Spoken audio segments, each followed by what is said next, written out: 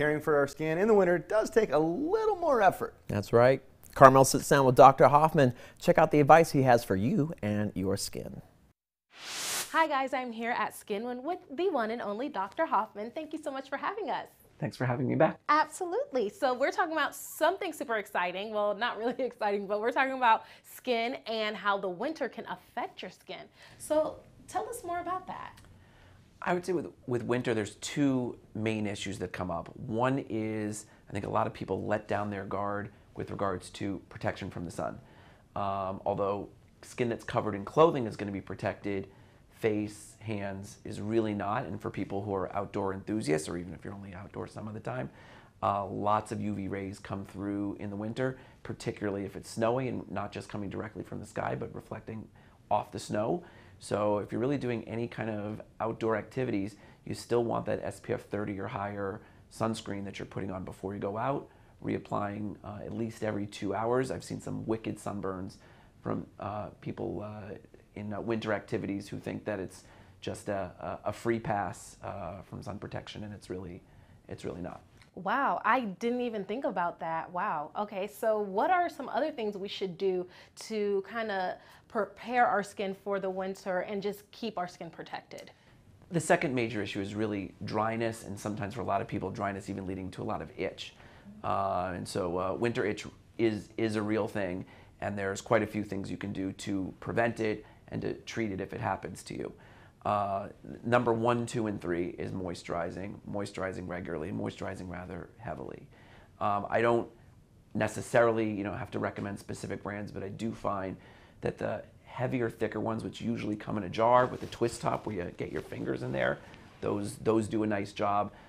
There's Vanicream, there's Eucerin, there's CeraVe, but there's other ones.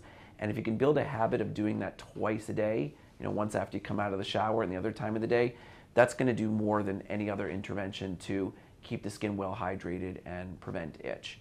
Other things you can do is use really mild soap that has minimal ingredients in it. Dove soap for sensitive skin would be an example of one that's pretty easily commercially available. Running a humidifier in your bedroom with the bedroom door closed, for the humidifier in the highest setting, all that vapor in the room is really quite helpful as well.